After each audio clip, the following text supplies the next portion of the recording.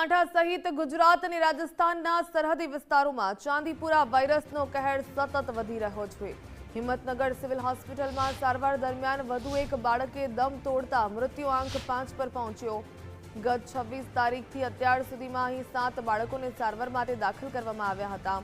જેમાંથી 5 બાળકોના મોત થયા, જ્યારે એક બાળક સ્વસ્થ થતા તેને ડિસ્ચાર્જ આપવામાં આવ્યું। હાલમાં એક બાળક વેન્ટિલેટર પર છે, જેની સ્થિતિ નાજુક હોવાનું ડોક્ટરો જણાવી રહ્યા છે।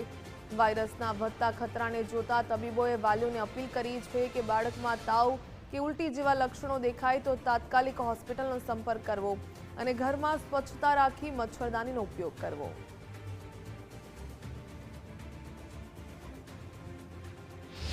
લઈને અત્યાર સુધીમાં સિવિલ હોસ્પિટલ હિંમતનગર ખાતે ચાંદીપુરા વાયરસ સસ્પેક્ટેડની અંદર 7 દર્દીઓ નોંધાયા હતા।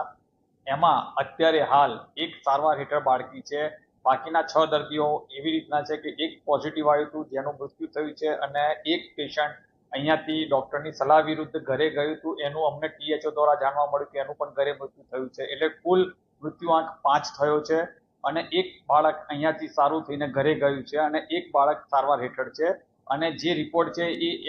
જે પોઝિટિવ વાળો એક્સપાયર થઈ ગયો એનો એક જ પોઝિટિવ હતો, બાકી બધા દર્દીઓના રિપોર્ટ નેગેટિવ આવેલા છે। અને એકદમ વધારે તાવ આવતો હોય છે,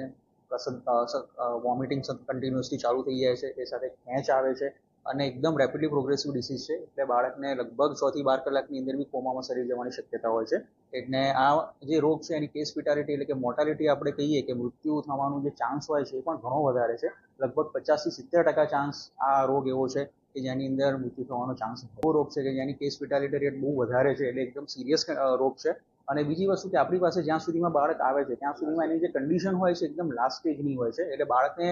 સતત ખેંચ આવતી હોય એવી સ્ટેજની અંદર આવે કે જેથી કરીને બાળકને સતત સૌથી પહેલા આપણે વેન્ટિલેટર કરવું પડે એવી કન્ડિશનની અંદર આપણી પાસે એ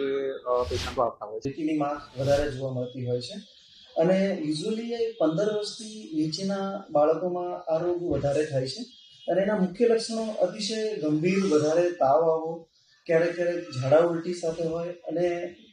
એની સાથે ઘણીવાર ખેંચ પણ બાળકને આવતી હોય છે અને અર્ધભાન અવસ્થામાં બાળકો આપણા પાસે રિપ્રેઝેન્ટ થતા હોય છે। જ્યારે આવી સ્થિતિમાં બાળકો આવે છે ત્યારે આપણે એને ચાંદીપુરા વાયરસ ઇન્ફેક્શન છે સસ્પેક્ટ કરી અને એને આઇસોલેટ કરી અને થોડું એના ટ્રીટમેન્ટ પ્રોટોકોલ્સ પર એટલે કે અર્લી વેન્ટિલેટર થેરાપી પ્લસ એવા ગાઈડલાઇન્સમાં કે જલ્દીથી જલ્દી અને આપણે તાવ ઉતારી શકીએ એવું આપણે પ્રાવધાન કરવું જોઈએ અને અર્લી જેમ JMERS સિવિલમાં પણ આપણે રિફર કરી અને ત્યાંના જે કન્સલ્ટન્ટ છે એમને અમે વાત